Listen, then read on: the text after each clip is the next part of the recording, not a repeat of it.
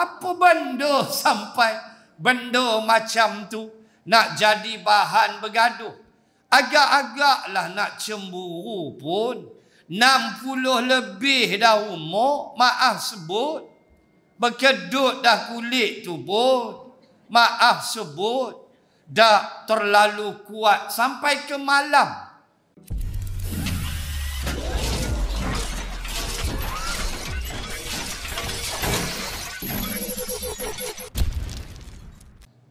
Subhanaka la ilma lana illa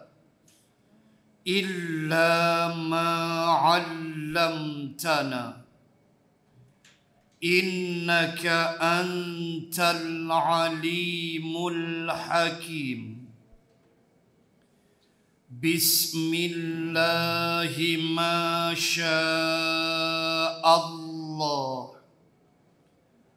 La hawla wa la quwwata illa billah al-aliyyil azim.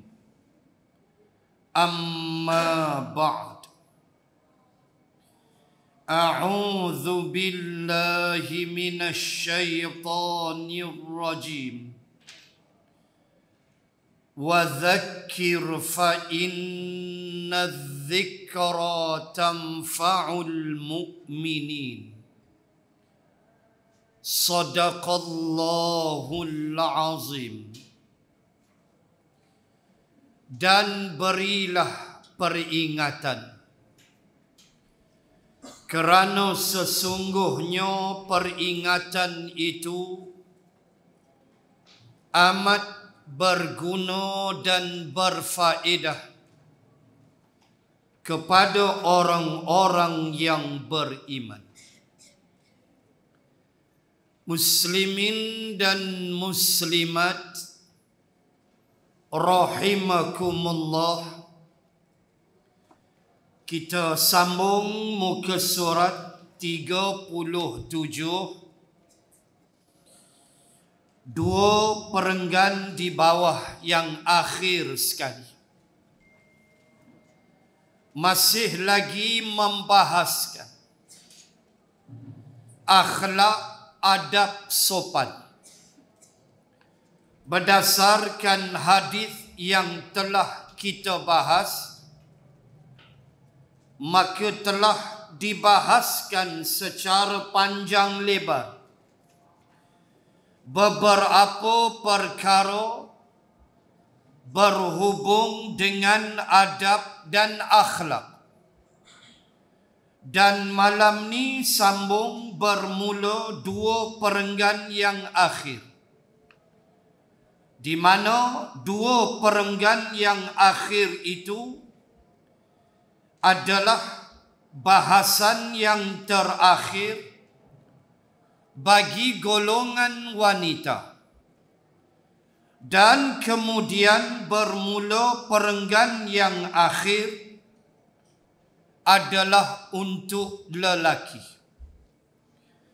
di mana wanita-wanita Islam dilarang memperlihatkan hiasan tubuhnya kecuali kepada suami dan orang-orang lelaki yang menjadi mahramnya, serta orang-orang yang tertentu, seperti yang tersebut di dalam Al-Quranul Karim, di dalam surah An-Nur ayat 31. Ditutup dengan kisah dan perbahasan ini, bahawa menjadi suatu larangan, tegahan daripada syarak, di mana perhiasan bagi wanita hanyalah milik suaminya dan orang yang menjadi mahramnya, yang ditegas Allah pada ayat 31 surah An-Nur yang tuan-tuan muslimat boleh rojok dan lihat. Demikian juga halnya perkara-perkara buruk yang berlaku dalam kalangan kaum lelaki. Ada di antara orang-orang lelaki Islam yang telah hilang langsung perasaan cemburunya terhadap isterinya dan perempuan-perempuan yang di bawah jagaannya. Di antara perkara yang dibenarkan oleh syarak bagi seorang suami atau lelaki itu adalah mempunyai perasaan cemburu yang menjadi suatu fitrah dalam kemanusiaan hidup manusia. Cumanya yang jadi masalah adalah cemburu buta. Itulah yang kadang-kadang menghancurkan rumah tangga. Kerana sikap suami yang kadang-kadang cemburunya tidak bertempat. Saya pernah bertemu dengan sepasang suami isteri yang bergaduh di hari kenduri, umur 60 lebih dah. Suami itu dia marah pada isteri kerana isteri dia menyembang sekejap dengan budak-budak yang layan, jaga makan apa semua ni. Tanya masak lauk, tu je pun dia hantam bergaduh tu sampai ke malam. Ini mangkak kita panggil. Apa benda sampai benda macam tu nak jadi bahan bergaduh? Agak-agaklah nak cemburu pun. 60 lebih dah umur, maaf sebut. Berkedut dah kulit tu pun, maaf sebut. Dah terlalu kuat sampai ke malam. Kebetulan homestay mereka sebelah rumah saya tu yang saya tahu. Mereka sewa homestay sebelah rumah saya. Dia bergaduh sampai ke malam. Kes itu Kes bini dia tegak tukang masak, tanya masak. Laki ni naik jealous. Lah cucu dah pun. Ni tak bertempat macam ni. Rosak rumah tangga. Dia ada kaedah kita kena cemburu. Tak ada sifat cemburu tak betul. Suami dia kena ada. Tetapi jangan melampau. Perempuan tak usah cakap lah. Already there. Dia memang ada sifat tu. Tak payah hajar lah. Memang ada dah. Sifat cemburu dia tu. Sedar-sedar dah kena cubit aja kita. Kan, waham nyimbang biasa je pun. Sedar-sedar dah kena cubit. Itu biasalah bagi seorang suami. Makna nak sebut sifat tu normal dalam kehidupan. Tapi jangan melampau-lampau yang membawa kepada kehancuran rumah tangga. Sehingga dia hampir-hampir bersifat dengan sifat orang dayuth yang dikutuk oleh Islam dan diharamkan oleh Allah dari masuk syurga, seperti sikapnya membiarkan isterinya atau perempuan-perempuan di bawah jagaannya bebas keluar. Nampak? Suami jaga. Suami yang dayuth haram ke syurga. Dan dalam kitab Mastika hadis ini menyebut antaranya dia membiarkan bebas keluar masuk isterinya dalam keadaan termasuklah anak perempuannya terutamanya, dengan mereka ini tidak meminta izin kepada dia. Ingat wahai muslimat, hukum antara perempuan dan lelaki ada perbezaan. Perbezaan pada aurat ada hukum dia. Perbezaan dalam kes macam ni, seorang isteri wajib minta izin suami nak keluar rumah. Kalau suami kerja, minta izin siap-siap, abang sat lagi nak pergi market dengan jiran sebelah ke perempuan yang thiqah, yang boleh dipercayai. Tetapi hukum seorang suami, dia tak payah minta izin pada isteri.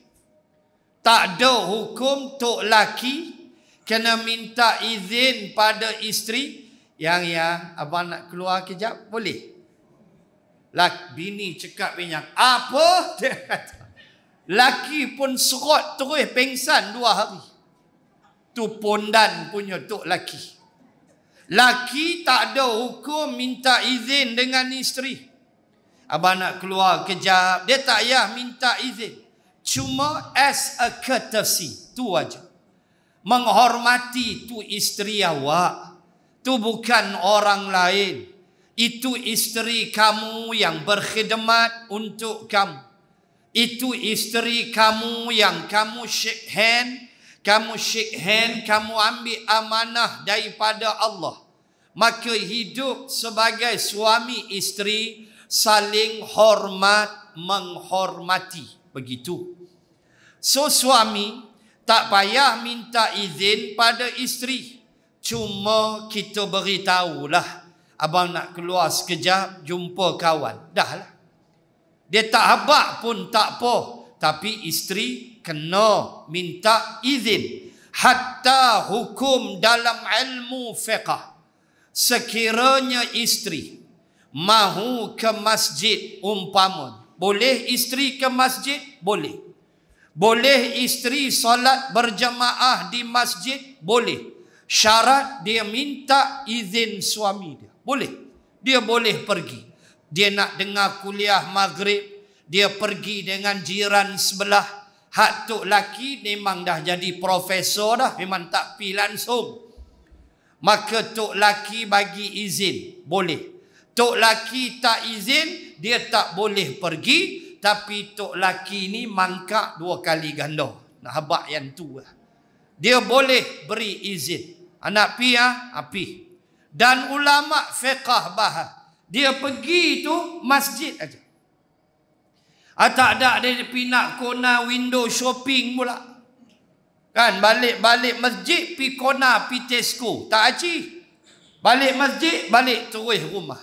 Saidina Umar, isteri dia solat maghrib dan Isya di Masjidin Nabawi. Saidina Umar. Waktu tu Umar khalifah. Isteri dia adalah isteri yang maghrib Isya solat maghrib di Masjidin Nabawi. Ulama kata atas izin Umar. Minta izin. Boleh.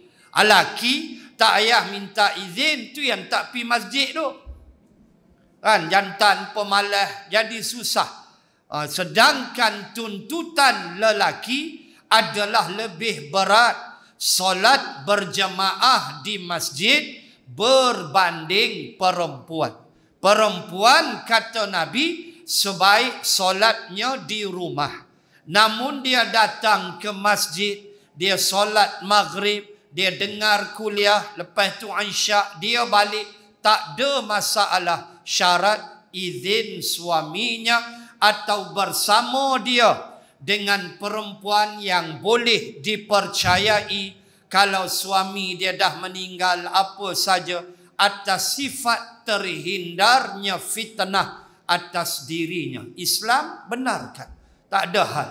Cuma suami dia tak ada hukum minta izin pada isteri. Maka suami dayus begitulah. Bini dia keluar tak minta izin, dia diam. Dahlah pakai tak tutup aurat. Rambut karan rambut. Berkala-kala rambut macam traffic light punya lampu. Kan? Keluar rumah. Anak perempuan pun pakai seksi. Ketat seluar nak mampu. T-shirt tergantung. Nampaklah bahagian belakang pungkok. Maaf sebut. Lepas tu t-shirt pula dengan pendek. Si perempuan ni. Lepas tu pakai tudung duk jerot dekat leher. Ni apa punya fashion? Ni aurat apa ni? Terdedah bahagian depan. Dia kira tutup kepala, kira lain clear dah. Tu yang seluar dengri hang ketat, hang tak mau ambil kira. Tu yang t-shirt hang sendat, hang tak mau ambil kira. Ayah diam aja. Langsung tak tegur. Ini suami dayus. Na'udzubillahi min zalik. Sedangkan anak perempuan kita adalah kita walinya, yang disebut wali mujbir. Kita wali dia. Dia nak kahwin, kita lah wali dia. Kecuali dia dah bersama, dia dah ada suami, maka terangkatlah hukum itu daripada kita. Maka suami dialah yang menanggung segala-galanya hukum hakam yang mesti diajar kepada isterinya. Kita monitor tengok. Bukan makna diam tak boleh tegur pula. Dah menikah kita diam. Dah tak betul tegur. Cuma lebih berat hukum pada suaminya sebab sudah mengambil tanggungjawab. Bebas keluar. Tak kata apa, senyap, tak minta izin. Suami dia bebas bercampur gaul dengan orang-orang lelaki yang bukan mahramnya. Mai jantan pi ambil anak dara. Ayah pun tengok habaq dekat jantan, elok-elok jalan tu. Amboi, pakai dahlah seksi. Pi mana? Pi Lake Garden. Pi tempat-tempat untuk berjalan-jalan. Tak ada hubungan apa. Naik motor. Ayah pula abang, jangan balik lewat no. Balik cepat sikit. Jaga elok-elok. Traffic light berhentilah. Polis saman banyak. Ayah dia beri pula galakkan. Supaya jantan mangkuk ni bawa anak dara dia berjalan tanpa ada hubungan apa-apa. Berlaku dah? Berlaku. Allahu Akbar.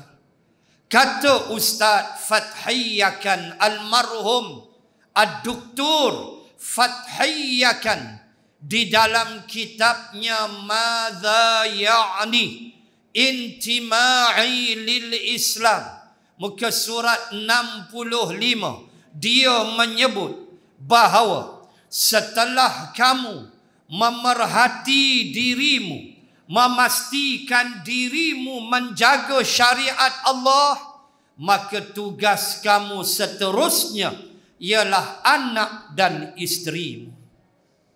Itu dia benda dia yang mesti dijaga. Tidakkah Allah berfirman, ya ayyuhalladzina amanu qu anfusakum wa ahlikum nara. Ayat nombor 6 surah At-Tahrim, surah nombor 66, ayat nombor 6, surah terakhir bagi juzuk 28. Allah berpesan, wahai orang-orang yang beriman, qu anfusakum, peliharalah, jagalah diri-diri kamu. Kemudian wa ahlikum, dan ahli kamu ditafsirkan dengan antaranya ahli keluarga. Ayah, suami wajib menjaga ahli keluarganya daripada apa? nara, api neraka. Ini pesan Allah.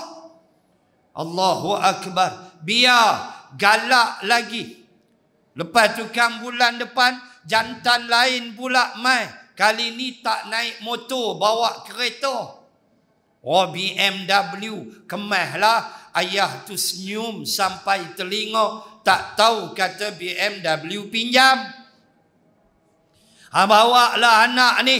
Ayah diam, tak kata apa. Alangkah dayus dan baculnya ayah dan suami seperti ini. Tak mau jadi macam tu. Sebab itu tanggungjawab terlalu besar. Dan Nabi sebut di dalam hadis, tidak ada pemberian yang paling hebat yang diberi oleh seorang ayah kepada anak-anaknya melainkan adab dan akhlak yang baik. Itulah pemberian yang paling tinggi, kata Nabi, yang diberi oleh seorang ayah dan suami kepada anak, terutama anak dan juga isterinya, iaitulah adab dan akhlak yang baik. Di samping tanggungjawab nafkah yang mesti diberi, paling penting pendidikan tentang Islam, pendidikan agama, terutama di akhir zaman yang amat menakutkan kita, yang datang dengan berbagai-bagai masalah yang memeningkan kepala kita. Baik. Bebas dipeluk oleh lelaki asing dalam pesta-pesta tari menari. Allah. Ingat dulu K-pop peluk. Ni pengarang kita sebut lama dah. K-pop baru main 5-6 tahun lepas. Ni kitab mestikah hadis puluh tahun dah. Arwah Tun Razak Sain hebat dah, sebut lama dah. Dipeluk oleh lelaki asing dalam pesta tari menari. Kan dulu ingat perempuan Melayu kena peluk dengan K-pop. Allah terkesima. Kan? Dipeluk oleh K-pop, rasa tak nak mandi setahun. Ya Allah, ya Tuhan. Abang dah kitab tulis puluh tahun. Abang lama dah berlaku depan mata kita. K-pop, Korea pop, M-pop, Melayu pop.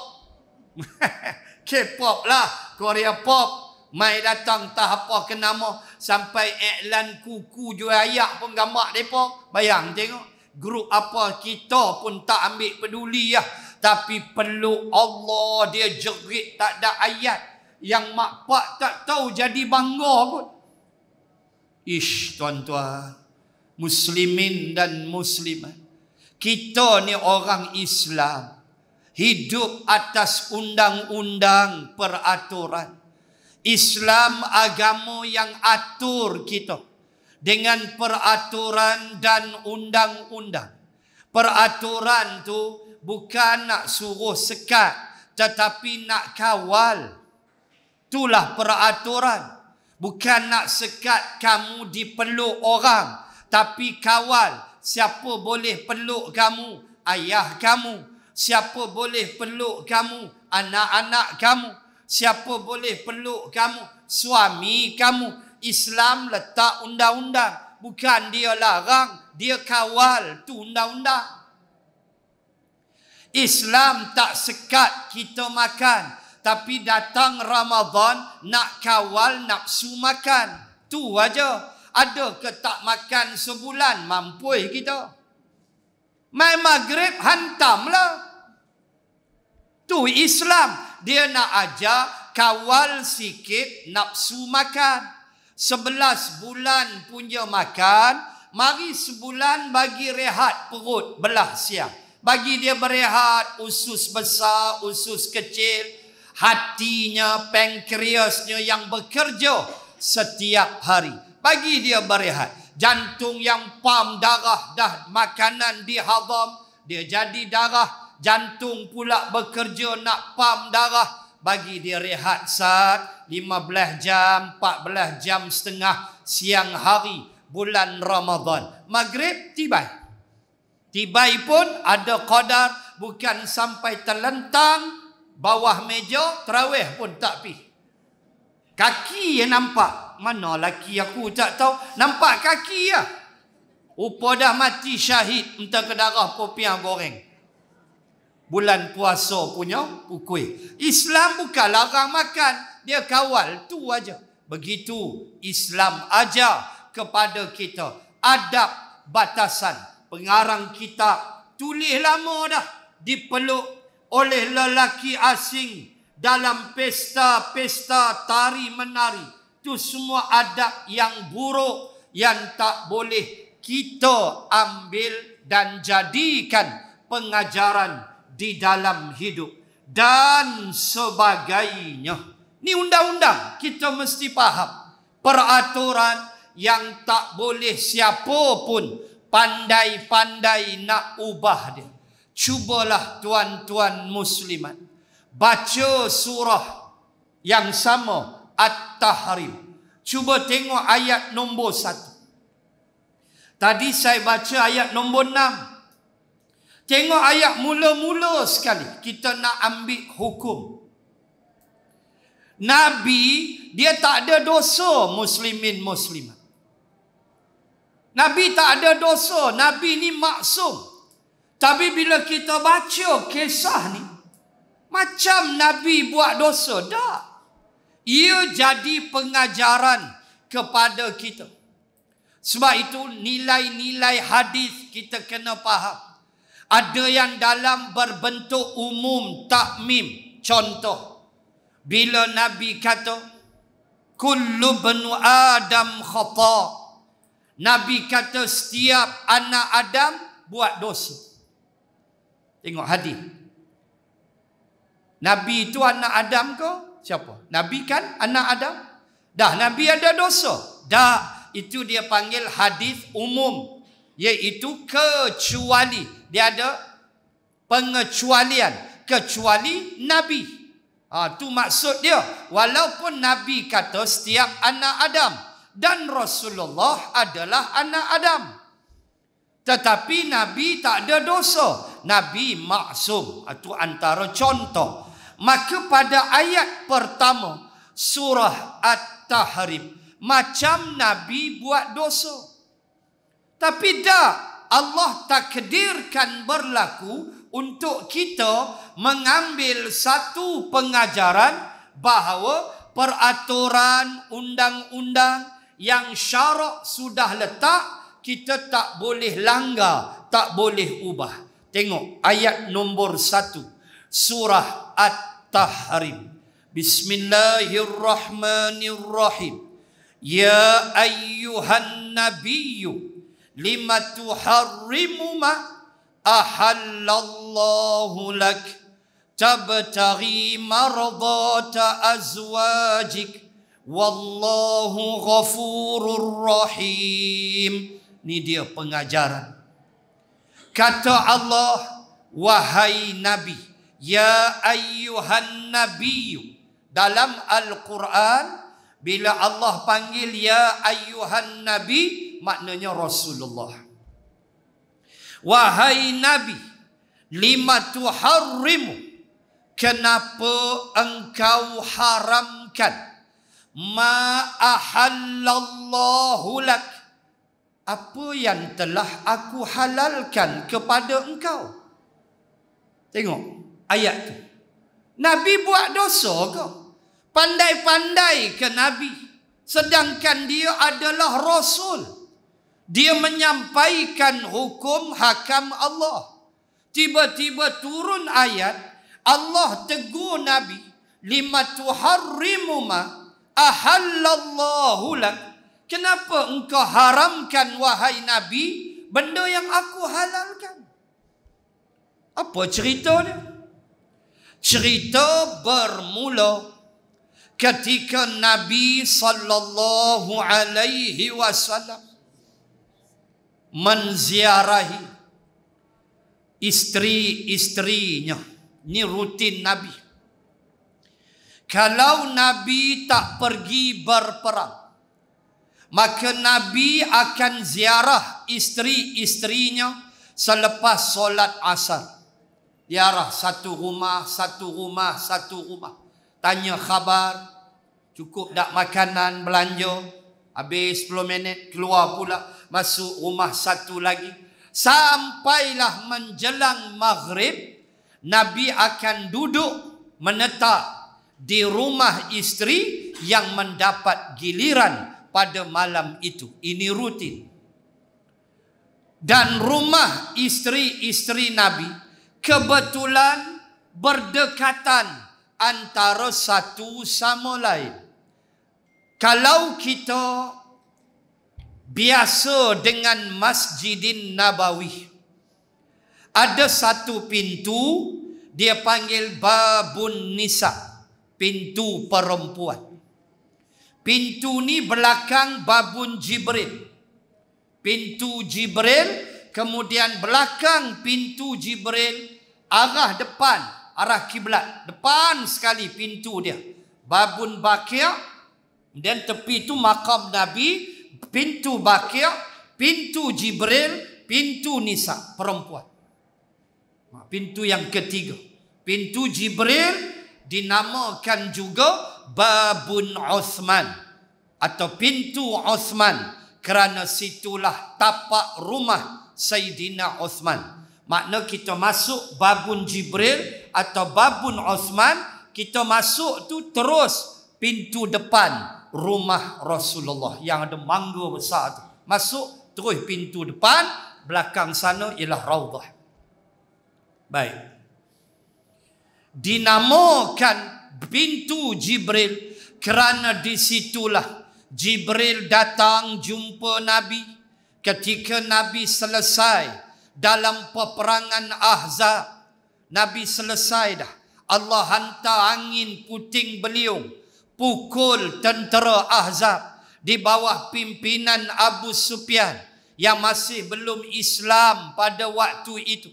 Maka bila mereka dihantar, Allah hantar angin puting beliung yang menyebabkan mereka balik ke Makkah. Tak boleh perang dengan parit lagi yang besar, musim sejuk pula.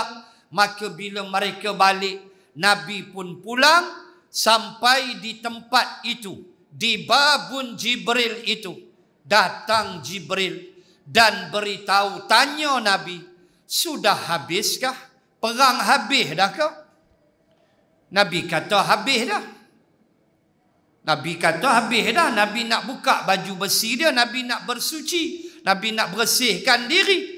Bila Nabi kata habis dah, Jibril tanya, Bani Quraizah? Ada soal. Bani Quraizah? Jibril tanya. Bani Quraizah adalah satu puak Yahudi di Madinah. Rupa-rupanya Bani Quraizah telah belot dalam perang Ahzab yang sepatutnya mereka mempertahankan Madinah sebab mereka terikat dengan perjanjian Madinah, mesti pertahankan Madinah. Tapi dalam perang Ahzab, Yahudi Bani Quraizah telah belot menjadi duri dalam daging. Mereka mencari jalan untuk memasukkan tentera Abu Sufyan ke dalam Madinah. Mereka macam nak cari lorong tikus, sebab longkang besar, parit besar. So mereka macam cari jalan bagi Abu Sufyan masuk untuk menyerang Nabi. Ini pengkhianatan. Maka tahulah Nabi, Allah suruh Nabi kira pula dengan Bani Quraizah. Itulah panjang cerita. Akhirnya 700 pemuda Yahudi Bani Quraizah dihukum pancung oleh Rasulullah dan bakinya dihalau keluar dari Madinah. Itu panjang cerita. Maka Jibril jumpa di situ. Maka pintu tu nama pintu Jibril. Belakang pintu Jibril itulah Babun Nisa. Kenapa kita concern Babun Nisa? Sebab Babun Nisa itulah dulu deretan rumah-rumah isteri-isteri Rasulullah. Kita nak cerita hukum ni, halal haram. Nak cerita daripada sini. Baik. Deretan rumah-rumah isteri-isteri Nabi selain Hafsah, Aisyah, Saudah dan Maryah Al-Qibtiyah. Selain empat ini, yang lain semua sana babun nisa. Pintu sekarang babun nisa. Baik Zainab binti Jahsy, Zainab binti Khuzaimah, siapa lagi, Maimunah, siapa saja, Safiyah, selain daripada Aisyah. Aisyah maqam Rasulullah. Hafsah mana rumahnya? Tempat muslimin berdiri memberi salam kepada Rasulullah. Yang kami duduk berdiri facing Rasulullah. Muslimat balik sana tempat dia masuk. Kami masuk babu salam. Masuk lalu berhenti depan maqam Nabi. Maka tempat muslimin berhenti itu tapak rumah Hafsah. Kan jauh tu daripada babun nisa. Kemudian Saudah sebelahnya. Kemudian Maryah Al-Qibtiyah. Maryah paling jauh. Maryah di luar Madinah. Nabi kena pacu kuda pergi. Kenapa Nabi asingkan? Inilah bijaknya Nabi menjaga hati isteri-isteri yang lain. Kerana Maryah walaupun dia jariyah yang dihadiahkan oleh Raja Mesir, nama dia Mauqukis. Raja Mesir hadiahkan Maryah pada Nabi. Maka Nabi ambil dia jadikan jariyah, pembantu, bantu Nabi. Maka hukum khas untuk Nabi, Nabi boleh gauli dia. Nabi boleh campur dengan jariyah dia. Lalu Maryah melahirkan baby, anak. Nama dia Ibrahim. Maka Nabi tahu, walaupun Ibrahim meninggal kecil, umur 1,5 tahun Ibrahim meninggal. Waktu Ibrahim meninggal itu berlaku gerhana bulan di Madinah. Oh, pakat gempa sahabat-sahabat. Dia kata ni pasal Ibrahim matilah ni gerhana bulan. Maka Nabi kata dak, gerhana ini kekuasaan Allah. Gerhana ini keagungan Allah. Kata Nabi, tak ada kena mengena dengan matinya Ibrahim. Lalu Nabi cerdik jaga hati isteri-isteri yang mereka Allah tak izin bagi anak. Tak ada kecuali Khadijah dengan Maryah ya. Aisyah anak dara pun Allah tak izin dapat anak. Apatah lagi isteri-isteri yang lain. So nak jaga hati ni, Nabi letak Maryah hujung jauh luar Madinah. Itu bijak Nabi menjaga hati isteri-isterinya. Baik. So Nabi ziarah. Ni nak cerita hukum halal haram. Nabi ziarah satu rumah ke satu rumah. Di mana tapak dia sekarang? Babun Nisa. Kalau pintu Masjid Nabawi. Dan rumah-rumah isteri-isteri Nabi itu dirobohkan. Di zaman Khalifah Umar bin Abdul Aziz radhiyallahu anhu, Gubernur Madinah yang cukup adil daripada Bani Umayyah. Umar bin Abdul Aziz, mak dia Ummu Asim. Siapa dia Ummu Asim? Cucu Saidina Umar. Maka Umar bin Abdul Aziz adalah cicit Saidina Umar. Maka Umar bin Al-Khattab digelar Umar yang pertama. Maka Umar bin Abdul Aziz digelar Umar yang kedua. Itu dalam kitab. Kalau Muslim-Muslimat baca kitab, jumpa. Berkatalah Umar yang kedua. Maksud dia Umar bin Abdul Aziz. Cicit Saidina Umar. Dia terpaksa roboh. Baca pengisytiharan tu kepada penduduk Madinah. Baca dengan lenangan air mata. Terpaksa dirobohkan semua rumah-rumah isteri-isteri Rasulullah untuk membesarkan Masjid Nabawi. Nangis Khalifah Umar ketika membaca perutusan itu. Penduduk Madinah pun menangis kerana terbayang akan kenangan rumah isteri-isteri Rasulullah. Maka dirobohkan oleh Khalifah Umar bin Abdul Aziz dan dia bayar pampasan.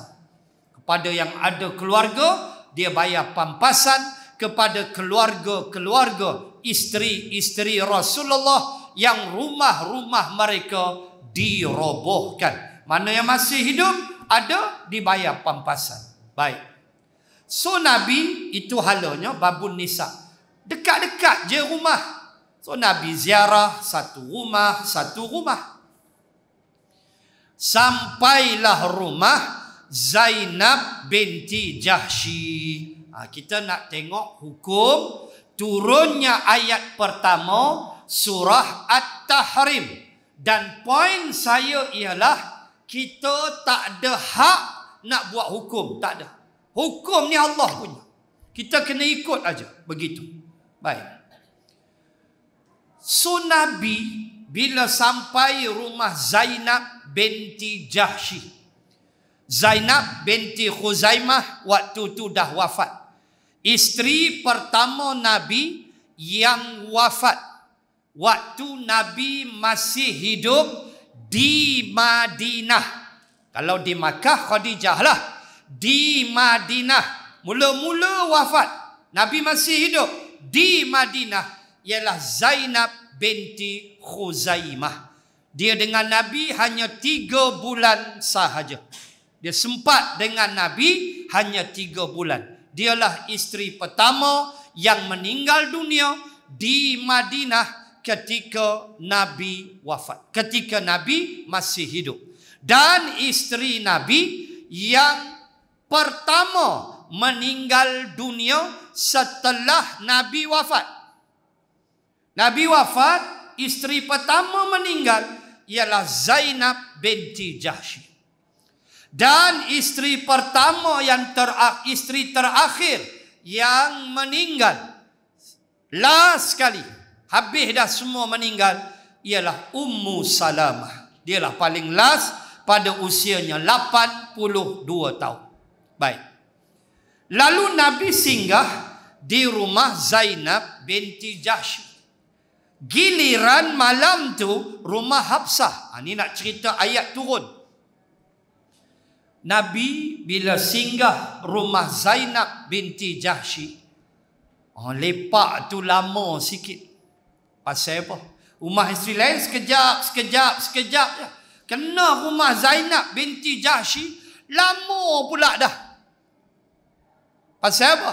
Pertama, kerana Nabi dihidangkan oleh Zainab binti Jahsy dengan madu lebah. Nabi cukup sukalah. Hak rumah lain TO aja.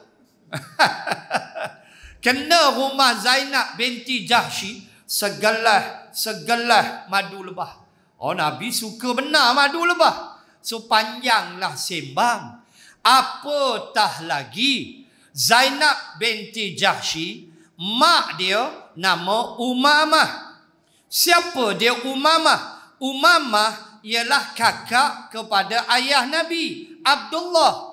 Umamah makcik Nabi. Maka Zainab binti Jahsy sepupu Nabi. Tu sembang panjanglah sepupu. Bukan sekadar isteri, sepupu. So sembang tu sembang keluarga sama. Lamalah menyembangnya. Habis segelas, habis segelas. Yang Hafsah duk tunggu, tanduk sudah keluar. Mana tok laki aku? Dia sudah naik angin. Lalu bila Nabi sampai ke rumah Hafsah, Hafsah sudah marah. Abang pergi mana? Lama sangat duk lepak kedai kopi. Hak tu tok laki kita. Takat secawan teh sudahlah. Ni lepak 5-6 jam. Sampai mamak semua naik penin bila empat nak belah. Haru betul. Pukul 3 pagi duk minum kopi berdarah apa? Balik rumah pergi tidur.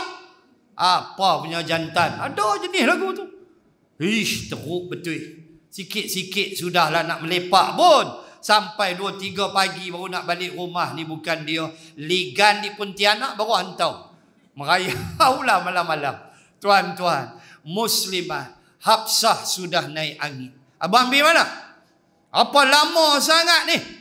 Dak, saya rumah Zainab. Minum madu lebah. Lama sikit. Hafsah, dia dah pasang semua dah perangkap. Hafsah kata, dak, saya bau busuk ni. Abang bukan minum madu lebah ni. Abang minum maghafir. Maghafir dalam hadis. Maghafir ialah sejenis minuman yang bau cecair, yang bau dia busuk. Nabi tak suka. So bila Nabi dengar, Nabi jadi tak sedap. Sebab Nabi dia benda-benda busuk ni dia tak mau. Nabi kata, dak, saya minum madu. Hafsah kata, ni saya bau busuk ni. Abang minum maghafir. Dia sudah create cerita bagi Nabi marah. Kalau saya baca surah dia panjang, tuan-tuan muslimat. Allah murka kepada Hafsah. Panjang cerita dia. Nabi kata, dak, saya minum madu. Dak, abang minum maghafir. Saya bau busuk. 3-4 kali dia sebut begitu. Tiba-tiba Nabi bersabda, kalau begitu, demi Allah, bermula hari ini, aku haramkan minum madu atas aku. Kih apa? Kih nak jaga hati Hafsah. Nabi maksum. Tapi Allah takdirkan ini berlaku untuk kita. Lalu bila Nabi sebut begitu, Allah turunkan ayat nombor 1 At-Tahrim. Ya ayyuhan nabiyyu, hei Nabi, lima tuharrimu ma ahallallahu lak. Kenapa engkau haramkan benda yang aku halalkan? Dalam kes ini aku halalkan madu, kenapa haramkan? Ingat, Nabi maksum. Apa Nabi tak tahu hukum halal haram? Tapi Allah takdirkan untuk kita. Itu dia hukum. Lalu Nabi bila dia bersumpah, lalu Allah perintahkan Nabi untuk kafarah sumpah. Dan Nabi mengkafarah sumpahnya. Allah panjang cerita dia. Sehingga Nabi pesan pada Hafsah, tolong jangan buka rahsia ini. Nabi apa? Jangan beritahu sesiapa pun akan peristiwa ini. Hafsah kata, okey, saya tak habaq. Dia jumpa guru dia Aisyah. Habis. Hafsah dengan Aisyah dia guru. Dia bukan boleh seorang kuat cemburu, seorang pemarah, perongai. Hafsah tu perongai, ikut ayah dia Umar. Aisyah kuat cemburu. Dia jumpa guru dia, hantar tak? Apa dia? Dia mula. Sampai Allah perintahkan Hafsah dan Aisyah untuk bertaubat. Ayat berapa? Ayat 4. Ayat 4 surah At-Tahrim, in tatuba ilallahi faqad sagat qulubukuma. Jika sekiranya kamu berdua tidak mahu bertaubat, sesungguhnya kamu wajib bertaubat, kerana kamu berdua telah cenderung menyakitkan hati Nabi aku. Marah Allah. Allahu Akbar. Akhirnya Hafsah, bila Nabi datang jumpa dia, Nabi kata, bocor rahsia nampak? Nabi habaq gitu. Nabi habaq dah, jangan bocor rahsia. Terperanjat Hafsah. Dan Hafsah, Aisyah kata dah, aku pasti waktu Hafsah cerita dekat aku, 4 mata tak ada orang lain. Memang kami pandang kiri kanan dah, sembang. Tiba-tiba Nabi datang dekat Hafsah. Nabi kata, bocor rahsia nampak? Pucat muka Hafsah. Hafsah tanya, Man amba'aka hadha? Siapa beritahu abang ni? Yang saya beritahu rahsia ni dekat Aisyah. Qala nabba'ani al-alimul khabir. Yang beritahu aku Allah yang maha mengetahui, lagi mengkhabarkan perangai hamba-hambanya. Start hari itulah Hafsah bertaubat, Aisyah bertaubat, dan ada riwayat menyebut Nabi menceraikan Hafsah. Ada riwayat dalam Al-Bukhari, Nabi ceraikan Hafsah 29 hari. Nabi bawa diri tidur berasin. Nabi kecil hati. Jangan ingat Nabi tak ada kecil hati. 29 hari Nabi tidur sorang-sorang. Sayyidina Umar masuk, Nabi tengah pegang bantai, duk main bucu bantai. Merajuk. Nabi main bucu bantai. Menangis Umar tengok. Bila Nabi ceraikan Hafsah, ada riwayat menyebut Jibril datang. Jibril kata, ya Rasulullah, rujuk balik. Dia perempuan baik, kata Jibril. Dia kuat berpuasa. Jibril sebut kebaikan Hafsah. Dan Nabi pun tahu. Tetapi Jibril beritahu akan baik dan hebatnya Hafsah. Apatah lagi Hafsah penghafaz Al-Quran. Maka Nabi rujuk balik Hafsah. Ada riwayat Nabi ceraikan Hafsah. Sampai Umar kata, ayah dia Sayyidina Umar, tak adalah bencana paling besar. Umar tampar wajah dia bila mana Nabi menceraikan anakku. Allahu Akbar. Ni Nabi 29 hari tidur sorang-sorang, terasa hati dengan perbuatan isteri. Tu kata Rasulullah, sampailah Allah memerintahkan keduanya bertaubat, Aisyah dan Hafsah. Lalu start daripada peristiwa taubat itulah Hafsah terutamanya menjadi seorang yang amat pendiam sampailah dia wafat. Menyesal betul dia kerana Allah turunkan ayat menegur dia dengan Aisyah. Ayat 4 surah At-Tahrim dan ayat 5 tu paling hebat. Ayat 4 tu juga dalam ayat yang sama, ayat 4 At-Tahrim, Allah kata, wa in tazaharu alaihi, kalaulah kamu berdua masih lagi nak buat Nabi aku tak senang, tak habis lagi Allah marah. Kalaulah kamu berdua masih lagi ada keinginan nak buat Nabi aku tak senang, aku nak beritahu, fa innallaha huwa maulahu wa jibrilu wa salihul mu'minin wal malaikatu ba'da dzalika zahir. Aku nak beritahu, kata Allah, bahawa aku menjadi penolongnya, menjadi pembelanya. Jibril akan membelanya. Seluruh orang-orang beriman akan membelanya. Dan seluruh malaikat. Allah sebut tu. Ayat nombor 4 At-Tahrim, Allah warning Aisyah dan Hafsah. Start daripada hari ni, hampa cuba lagi nak buat, aku nak beritahu yang ni. Aku, Jibril dan seluruh orang beriman dan seluruh malaikat akan membelanya. Allahu Akbar. Allahu Akbar, tuan-tuan, muslimin, muslimat. Demikian Allah menjaga Rasulullah sampai ke tahap itu. Maka Aisyah bertaubat, Hafsah bertaubat, dalam keadaan mereka menjadi diam, seorang yang pendiam sampai mereka meninggal dunia.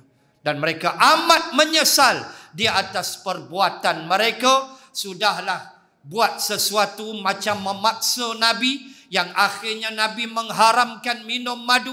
Walaupun selepas itu Nabi kafarah sumpah dia, tetapi perbuatan memerangkap Nabi dalam situasi yang kamu merasa marah bila Nabi datang lewat, itu benda yang Allah cukup murka. Tu nak kata standard Rasul kekasih Allah. Jangan cari pasai dengan Nabi sallallahu alaihi wasallam.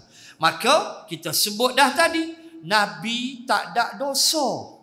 Nabi maksum. Tu yang kita belajar dalam tauhid. Sifat Nabi begitu, dia maksum, terpelihara. Maksum makna terpelihara. Ismah makna dilindungi daripada sebarang dosa. Tetapi macam Nabi buat, dah Allah takdir untuk kita, supaya kita faham halal haram milik Allah. Kita tak boleh nak cross, kita tak boleh nak cabar, kita tak boleh nak kata ini kita boleh ubah. Tak boleh. Tak dibenarkan sama sekali. Sebab hak menghukum milik Allah Subhanahu wa ta'ala. Kewajipan kita patuh dan ikut. Maka itu kisah yang cukup haibat di dalam surah At-Tahrim, yang nama surah pun Tahrim, mengharamkan. Dalam kisah Nabi bersama isteri-isterinya, terutama Hafsah dan Aisyah radhiyallahu anhuma, yang akhirnya Allah menerima taubat mereka. Baik. Ada pula lelaki yang berlagak dan berhias seperti perempuan dan yang memakai pakaian perempuan. Lelaki menyerupai perempuan, perempuan menyerupai lelaki. Kita sebut dah 2-3 bulan lepas, dilaknat oleh Allah, kata Rasulullah. Tak boleh lelaki ada pakaian dia, perempuan ada pakaian dia. Tak ada nak boleh suka-suka dalam bentuk kita menyerupai satu sama lain. Sedangkan jantina, hak dan hukum telah ditentukan Allah Subhanahu wa ta'ala. Maka sebab itulah perkara ini menjadi perkara yang cukup besar, dan kita minta sangat-sangat dalam sidang parlimen yang baru bermula 2 hari lepas, yang dirasmikan oleh Pertuan Agong Sultan Ibrahim, dan kemarin sudah mula perbahasan.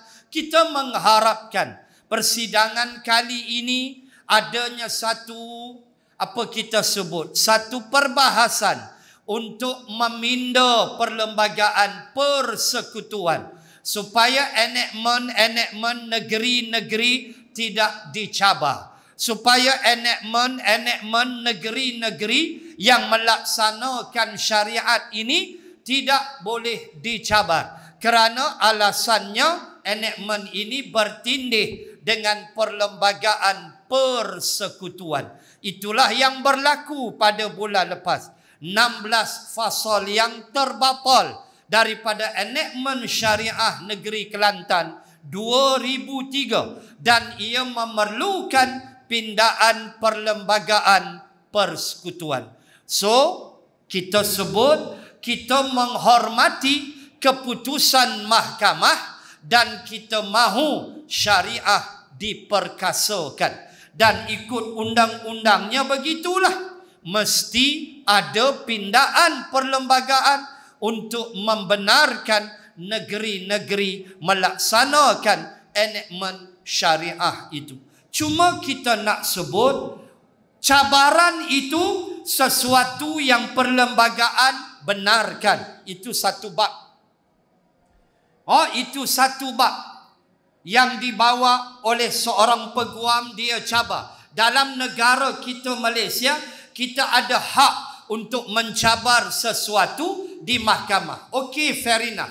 Hakim-hakim jatuh hukum juga atas kapasiti mereka sebagai hakim, dan mereka bertindak atas perlembagaan persekutuan. Tak boleh salahkan hakim, tak boleh di sudut undang-undang. Tetapi kita nak beritahu kepada seluruh rakyat Malaysia, haram tetap haram, halal itu halal.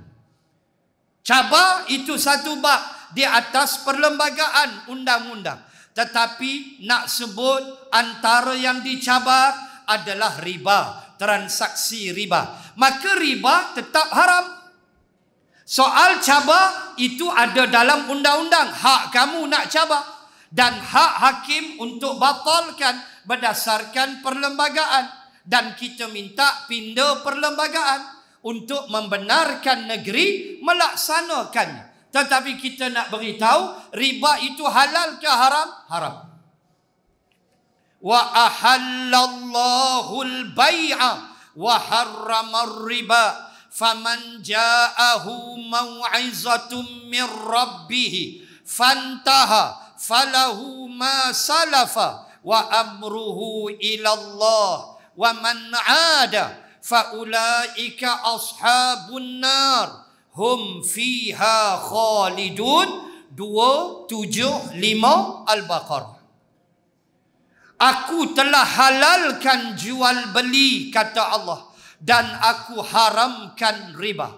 Maka barang siapa, kata Allah, yang telah sampai kepadanya ilmu bahawa riba itu haram, lalu dia berhenti makan riba, wa amruhu ilallah, maka urusan dia terserah kepada Allah. Dia berhenti, dia minta ampun, dia bertaubat. Kata Allah, urusan dia serah dekat aku. Aku terima taubat, aku ampun. Wa man 'ad, tengok Allah warning. Siapa yang mengulang makan riba, wa man 'ada, dia ulang makan dan dia tahu riba tu haram, dia ulang makan, terus makan riba, fa ulaika ashabun nar, dia penghuni neraka, hum fiha khalidun, dia kekal di dalam neraka. Kekal. Jangan main-main. Pemakan riba kekal dalam neraka. Ya Allah, ya Tuhan. Kalau dia tak bertaubat, kekal dalam neraka. Na'udzubillah. Pergi ke depan sikit, ayat 279. Sama Al-Baqarah. Fa illam taf'alu fa'dhanu biharbim minallahi wa rasulih. Dan sekiranya kamu masih tidak berhenti daripada memakan riba, ketahuilah kamu mengisytiharkan perang dengan Allah dan Rasul. 279 Al-Baqarah, Allah declare perang. Perang. Siapa makan riba, dia berperang dengan Allah dan Rasul. Jangan main-main dosa. Wajib kita beritahu. Soal awak cabar, oh ada perlembagaan persekutuan, boleh cabar. Yang tu awak jawab dengan Allah. Tetapi kita sebagai orang agama beritahu riba tetap haram. Termasuk yang terbatal mengikut undang-undang yang kamu faham, terbatal lelaki menyerupai perempuan, perempuan menyerupai lelaki, batal. Kita abak dah, ngarang kitab tulis dah, tak boleh benda tu.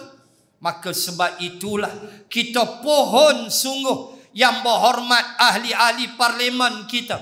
Tak kira parti dah lah, UMNO ke PAS ke PKR, PAN, PH ke, asal kamu Islam aja, kamu tolonglah. Tolonglah persidangan ni sebulan lebih sampai nak dekat raya. Tolonglah, buatlah sesuatu. Kami tak reti, kami tak pandai bab ni. Kamu retilah, kamu penggubal undang-undang. Ahli parlimen ni mereka adalah penggubal undang-undang. So tolonglah, kita ada peguam negara, kita ada penasihat undang-undang negeri masing-masing. Tolonglah, buat sesuatu. Pindah perlembagaan persekutuan, berilah keizinan yang seluas-luasnya kepada setiap negeri untuk tidak dicabar enakmen syariah mereka seperti yang berlaku pada negeri Kelantan. Itu yang kita harapkan dalam sidang parlimen ini dan sidang yang ke depan. Tapi kita harap yang ini tolonglah bahas perkara ini. Ia benda besar, melibatkan akidah, melibatkan hak-hak Allah dan Rasul yang tak boleh kita cabar. Baik. Semua itu sama ada yang dilakukan oleh kaum lelaki pada bulan akan datang. Kita sambung ke depan. Tak habis lagi. Saya ingat boleh habis dah. Tak habis juga. So kita sambung kuliah lepas raya. Bulan depan saya datang tazkirah zuhur. Tazkirah zuhur bulan Ramadan. Ada semua saya bagi dah. Cuma minta satu jangan lena tu. Letih weh, jangan cari pasal saya nak main pada Sungai Petani tu. Bukan boleh minum apa, letih. Dengan hangat cuaca ni. Yang minta yang tu nanti tolong jangan lena. Saya tengok lena saya akan lena tu InsyaAllah kita jumpa tazkirah zuhur bulan Ramadan. Selamat menyambut Ramadan. Tak lama dah. Tak sabar kita ya Allah ya Tuhan. Tak sabar sungguh untuk kita bertemu dengan Ramadan Al-Mubarak. Kerana kita tahu kelebihan dia takkan sama dengan bulan 11 bulan yang lain. Satu huruf kita baca Quran, bukan satu ayat. Satu huruf kita baca Quran bulan Ramadan. Bukan kata siang malam tu. Janji Ramadan. Pahala tak sama dengan bulan lain. Tu yang kita hendak. Sampailah kita di bulan Ramadan Al-Mubarak. Amin. Ya Rabbal Alamin. Bismillahirrahmanirrahim. Alhamdulillahi Rabbil Alamin. Assalatu wassalam ala Rasulillah wa ala alihi wa sahbihi ajma'in. Allahumma zidna ilman warzuqna fahman. Allahumma rzuqna fahman nabiyyin wa hifzal mursalin. Allahumma ballighna Ramadan, ballighna Ramadan, ballighna Ramadan ya arhamar rahimin. Allahumma ij'al jam'ana hadha jam'an marhuma wa tafarruqana min ba'dih tafarruqan ma'suma. Rabbana atina fid dunya hasanah wa fil akhirati hasanah wa qina adzaban nar. Wa sallallahu ala rasulillah wa ala alihi wa sahbihi wa baraka wa sallam. Walhamdulillahi rabbil alamin. Subhanaka Allahumma wa bihamdik nashhadu an la ilaha illa ant wa nastaghfiruka wa natubu ilaik. Wallahu a'lam. Assalamu alaikum warahmatullahi